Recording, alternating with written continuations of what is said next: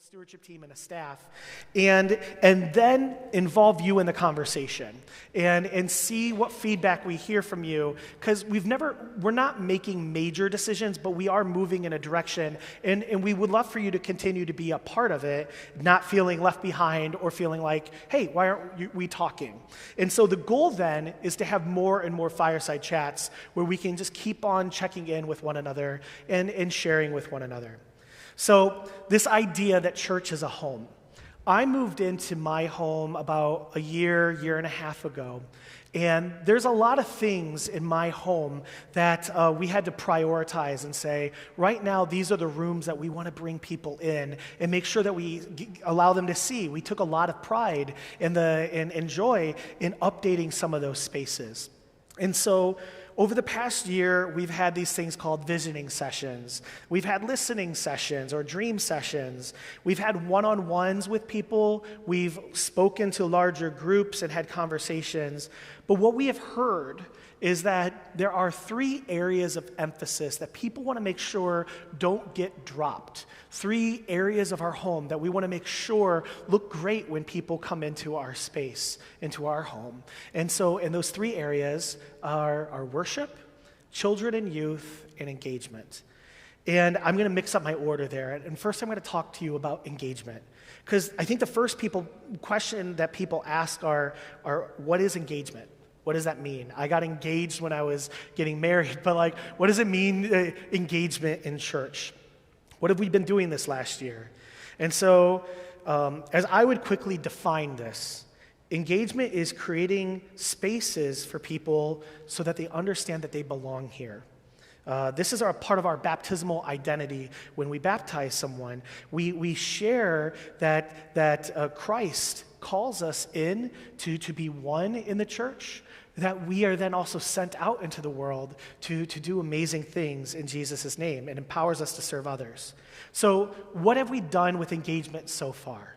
Well, the first is, I got to point out, we called Pastor Elizabeth, which is awesome, okay? We had a call committee that looked at what engagement meant. And so for us, engagement means, how are we connecting with one another? How are we growing? How are we caring for one another? And so we've had pastoral-led studies, which it's been a while since pastors have led Bible studies. We're having a new member soiree, new member gatherings coming up very soon. Friendship Table started up a few months ago. We're about to launch an Experiencing Grief conversation, so we can walk with people during different times of their lives, and then just promoting connecting with one another and with members. These are our overarching goals that you're going to see, but that's a snapshot of looking backwards. The second room is children and youth, so we thankfully called Pastor Ben. Yay! But again, what does this mean, children and youth?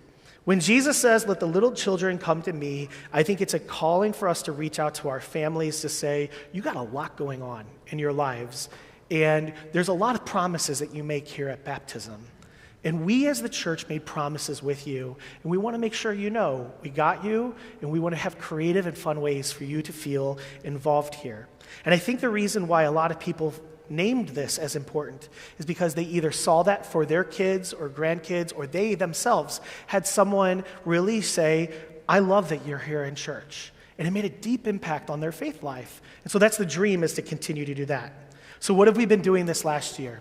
Besides calling Pastor Ben, we also created a youth and family board, which involves all of the ages within our youth. So essentially, it involves Sunday school families and people who are involved in that area. Same as with confirmation or milestones in high school, to make sure that their voices are being heard, and we're really excited about that. The other thing is, it's always about alignment. We're a big church, and there have been times when certain choirs and youth trips were not talking to one another, and our goal was just to align them together so that when decisions are being made or calendars are being done, we do it in a way that says to the families, we see you, we don't want to make your life difficult by asking you to be 2 places at once. I think it's also worthwhile mentioning here that although these 2 pastors are in charge of those areas and called to those areas, all three of us are rotating presence within those ministries and support. So you not only have one pastor, but you have three. And the goal is to unsilo the pastors so that people hear different voices and different approaches. And so when it comes to care, when it comes to youth and worship, we're all doing this work together and are of kind of one mind. And then the third room is a big one, but it's worship. And that's one that I oversee. Worship is the center of what we do as a community. It's where we praise God for all the blessings that we have in our lives, and it's here that we receive the gift of baptism and communion, and where we're loved and fed. And I love this church. I think we do a really great job at worship, but even my theme for Reformation today is, I think there's so many more things that we can be doing as well. As the pastor who oversees this, I've been leading our team to ask some big questions. When someone says that they want to enhance worship, what does that mean or look like? And so we have been looking at trends of attendance and involvement. We've been trying to figure out what is the identity of each of our worship services. Could we name really what it looks like or what it feels like? We've been establishing job descriptions and are working toward hiring a new director of worship. But I think here's where we need to be clear with the community, because this always happens every time we have a wider talk. So if I can just say this once. What we aren't going to do. We are not moving to an all-contemporary worship service at all of our services. I think, again, we have a rich history of traditional and contemporary worship, and we should celebrate that in the places where the community wants it most. And so part of that is going to be listening to the community before making any major changes, and I promise you will always be a part of it, but we're not going to be an all-contemporary church. Okay? The second one is, just to name it, we're not selling either one of our campuses. It always comes up. And really what I want to do is invest in what God has blessed us with. We're debt-free for the first time in many years, and God has blessed us with this opportunity.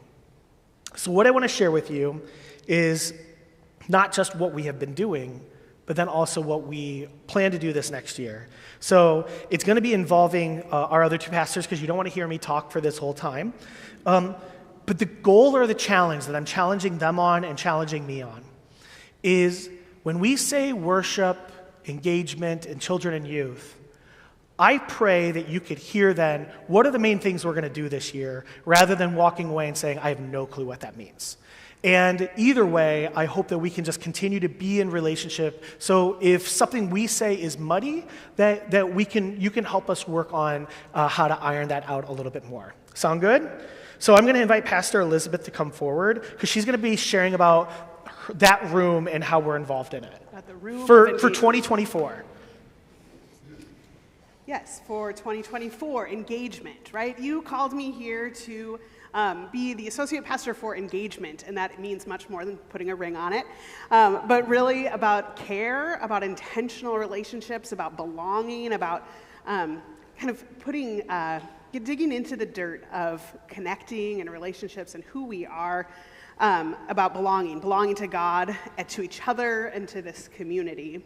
So 3 of my goals to deepen belonging in the year ahead are to relaunch small groups, which I know have been a big part of the history here, but it's been a long time. So in January, the end of January, we'll be launching small groups, which are all about deepening relationships with God and one another. And shameless plug, if you want to be involved, I cannot do this alone, so please see me. I would love to have you. So it would be congregational small groups around a common theme.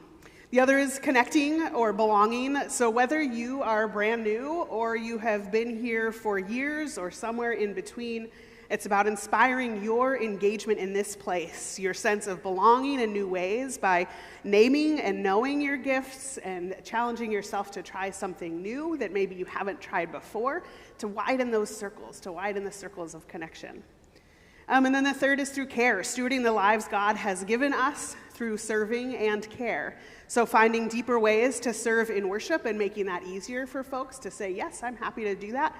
And and make it easy, and then connecting with missions, and also to continue to grow our visitation ministries, including pastoral care. We have this wonderful group called Friends Visiting Friends, so that no one is in isolation, whether you are part of this community every week or have been and aren't able to attend, kind of whatever the needs are of people. So a lot of it is gifts assessment, needs assessment, and then showing up with a great deal of care. Boom.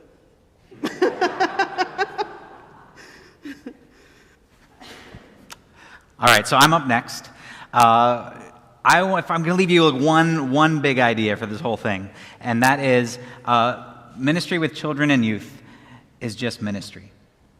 That what we do together, what matters to us as a church, is exactly the same whether you're 3 years old or 93 years old.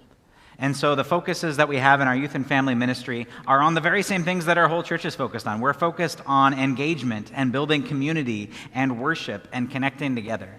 So some of the ways we do that is, like, say, for our example, our Sunday school program. We're moving to a model that looks a little more like a worship service than a schoolroom. And so it's more of a children's church style where there's a message and there's time for connecting, and there may be even music components that get pulled in. The question that was asked of us is, how do we take a 1 hour time frame for kids and make sure they get all that they might need in that 1 hour, all of the worship connection time, all of the community building time, and all of the learning time that they crave and they want. With our older kids, we're working on connections and building community. That's why we have, as Pastor Brian mentioned, one set of youth programming and youth calendars, so that we really have one community of youth in this place that are learning together, they're serving together, they're going on mission trips together, they're connecting with each other. And then finally, we are trying to connect more of these kids into worship. And just as if you're doing adult ministry, you don't assume that every adult has the same gifts or the same desires or is looking for the same style of whatever. The same is true with youth. And so for our confirmation kids, we don't just have a one model of you do X, Y, and Z and then you're confirmed.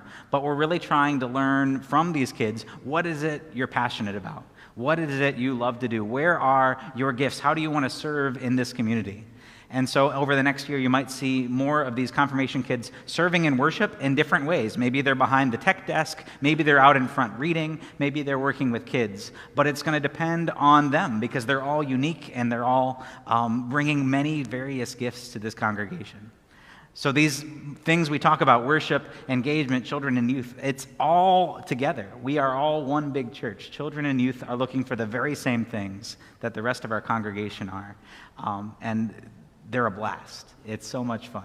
So thank you. Okay, now worship, which I think is a pretty incredible task to be taking on. We have 4 different communities here, essentially, at our Saviour's. The 5 o'clock Saturday night community, 9 o'clock, 10:30 here in this space, and then 10 o'clock down at Celebration. And I think the core part of the question that we've been asking is, what is our identity? What do they believe when they are coming to worship that they will experience, whether it's stylistically? And so we've been playing with this idea, and here's where I think that we are landing ourselves is I'm faced with essentially 3 options, and I'm going to talk you through them. Option A is do nothing. Keep on going the way that we're going. And I don't think that's necessarily working because there has been essentially a decline in the 5 o'clock and the 10:30 numbers. And there has been an increase in the 9 and the 10 o'clock numbers, and I'll talk to you about why I think that is in a moment. But so option A is do nothing. I don't think we should do that. Option B is eliminate a worship service. The reason why I'm not recommending that is it feels like we've tried nothing yet either. Like we have an opportunity, we have pastors on hand, we have a staff that is willing to try something. So now might be the time to experiment with identity at some of these worship services to see if it sparks the community to come back, to re-engage, to be involved, to get families involved. And so that's where I land in option 3, which is try just something new. So here's my recommendation. At 5 p.m., I think it's important to have a Saturday night option for those with crazy schedules. But at 5 p.m., I really do believe that we've heard the people, they're seeking good worship and good community. That might lead us to switch up styles of worship every once in a while, but I do think that we'll primarily have a traditional worship at least twice a month. But imagine, what if a Saturday night could have a Holden Evening prayer service or a jazz service or a special music led? We have incredible musicians here. So it's possible that you switch up the styles just a little bit, but really also good community. The 5 o'clock service, when I first came, had this beautiful trend once a month where we would have hospitality afterwards, wine and cheese, and people would stay. A matter of fact, the 5 o'clock crowd still likes to stay, but we're not providing anything for them. So I believe that the emphasis should really be on good worship music led by an amazing staff, and we build that team, but also good community where we commit to that group that we believe part of their identity is gathering and having hospitality. All right, now I'm going to talk about the 9 o'clock and the 10 o'clock together. Post-pandemic, these two services have seen almost equal growth. They seem to be coming back, which is great, and I think the reason why is they know their identity. 9 o'clock is a traditional worship service. 10 o'clock is a contemporary worship service. And I am so proud of how we stand like that should be something that we do really well, and we are nailing it. Through the different transitions, I will tell you that Rick Sowers and having our pastors asking the question of why. When we add something to the worship service that's traditional, why are we doing it? What's the history there? And what we have found is that people are coming to us after worship, and they're saying, I feel like I'm at home. You nailed something that I haven't heard in years, and so worship is truly affecting people at 9 and at 10. And one of the things, the challenges for those two communities are, how do we continue to listen to the people who are going there so you don't become stagnant, but also, how do we align our campuses? Just because it's a contemporary or traditional worship doesn't mean you can't reflect it. And so we've actually been trying some of these things with the sendings that we have in our worship services, so we're one as a people when we go out into the world. And that's something that we've been working on.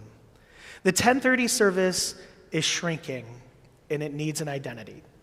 And my first recommendation, after looking at our staff and how we have things, is to move the time for the 10:30 service to 11. You see, currently we have a 10:30 and 10 o'clock service that are overlapping. That means that essentially, even with 3 pastors, you're spreading us pretty thin, because there's a benefit of having a preacher and then a presider, someone else leading. There's also a benefit that if your services are stacked where we can all move around and be there, that someone could start the service even if the preacher's coming from another place. But we lose our... when I'm the only preacher here and there's a 10 and 10:30, I have to run from the 9 to the 10 and 10:30. It doesn't work for relationships. It also doesn't work for the rest of your staff. Imagine this. We have a 9 o'clock and a 10 o'clock Sunday school, but we currently can't offer something during the 10:30 time for kids and families because our staff is back and forth. The same is with musicians. The 10:30 service is currently identified as a traditional worship service, which it's beautiful, but there's no song leadership or anything like that because, well, how do you have Chris come down the street or anything like that? It involves a lot of people to do worship. So what we are proposing is that January 2024, we widen the space of our worship services for the sake of everyone involved. And what that allows us to do is some cushion, some space to get people in the right place. If you have 3 pastors, you don't need 3 pastors at that 11 o'clock service. One of them could actually be working with kids and being in children's church. So all of the things that we're trying to shift align themselves with our goals, but we just want to make sure that all the pastors can be there and build those relationships in the different places. My second recommendation is that we try new things at this service, even now before we switch the time. We bring in a music leader. We bring in, stylistically, maybe an acoustic guitar to do traditional hymns. And from there, we start to listen to the community. But we're currently in a search for a new traditional worship director, which means it's really hard to change the identity of a service when we don't know what gifts this person might bring. And so I don't want to write anything in stone yet, but I want us to be able to show the community we're going to start trying things to have things for your families and to be involved there at that service. So one of the things that happened was 1030 used to have Sunday school. And we saw a shift of our families where they worshiped because of that. And so our commitment is to have a child-friendly service where youth of any age can be involved and try to aim for that to be the service right now, just to have it be a part of identity and for investment's sake. And we're working on those plans, and that's going to be, again, shifting the time, I think, would really make that happen. The last part is obviously hiring a new worship director has to be a priority of this church. So right now, we are looking to find someone who has a background in working in what we aspire to create and collaborate with them and have the best kind of person come to the table with church worship as a background. Our goal is to have a job description posted before the end of 2023, but I wanted to let you know the process that we've been in. We've been looking at not just the latest job description, but previous ones as well. It's really hard, all the things that we're asking, not only this traditional worship director, but also Chris Brown, who's our contemporary worship director. And we were attempting to make them as equal as possible, and it's really hard to fit someone into those pegs. And so what I think we're going to be doing is listing the priorities and skills of all the things that we're asking them to lead. But in this search process, we have to be willing to admit that maybe they're not good with kids.